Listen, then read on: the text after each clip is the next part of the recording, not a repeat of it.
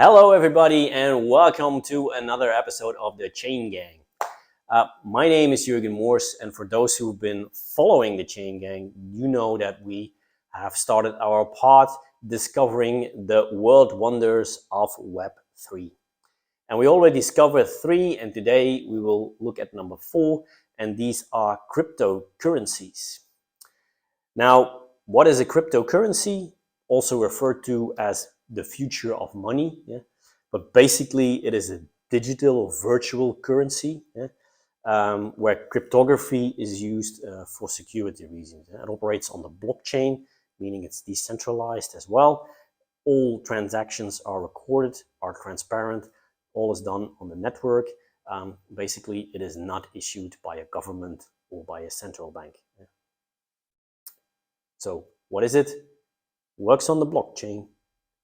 It is completely decentralized.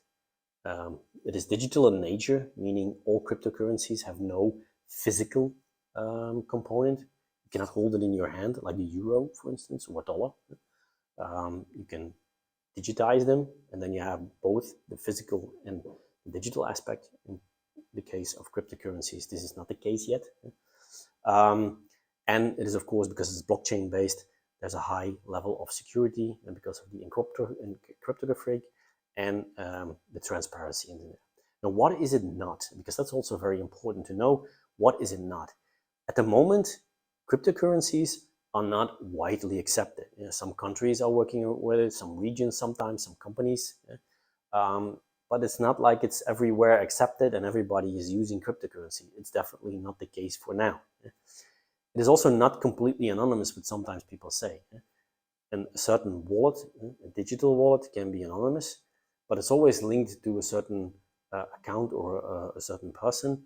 And once when it's clear which account is linked to a certain person, because all transactions are recorded, it becomes also immediately visible what transactions the person has done.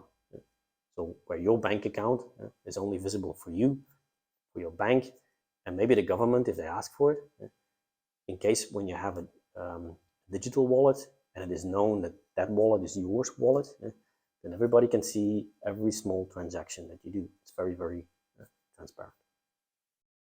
Now, what opportunities you can see right now for these cryptocurrencies? Well, you can see it as an investment opportunity, not your whole investment, but a certain part of your investment opportunity. Like for instance, the Bitcoin, it rose again to $70,000, the $70,000 mark, but it also has been a lot lower, and that's immediately also a risk. There's a lot of volatility in this right now. It brings with itself potentially lower transaction costs in comparison with transactions that you do on the bank, especially international transactions.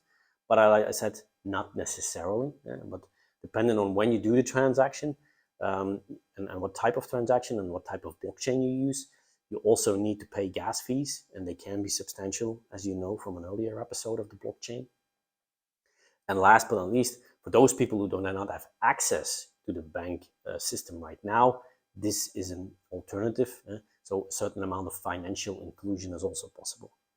But there are no opportunities with risks, meaning, like I said, it has a high degree of volatility at the moment. So there's a lot of speculation in there as well. You should always be aware of that.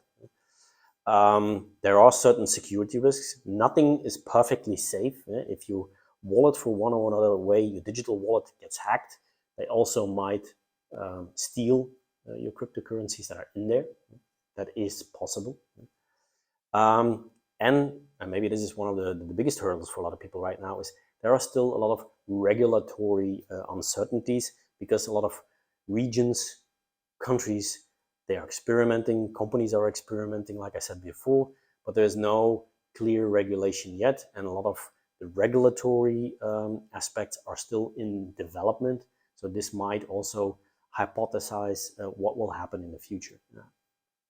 Now behind me, you can also see now the 10 major cryptocurrencies that you can find right now. I think best known are, of course, the first two, meaning Bitcoin and Ethereum. And you can also see appear the bigger blockchains like Solana and Cardano that are on there, but there are also some other ones. I urge you to do your research before you actually do something with this risk or with this list behind me. Because like I said, it's the 10 biggest, but I don't urge you to invest in it. You should do your own research if you want to do this. This decision is completely up to you. But I hope it gave you a little bit more detail and view on what is a cryptocurrency and what is it not. And next time we will discover in another episode the new world wonder of Web3. See you then. Bye bye.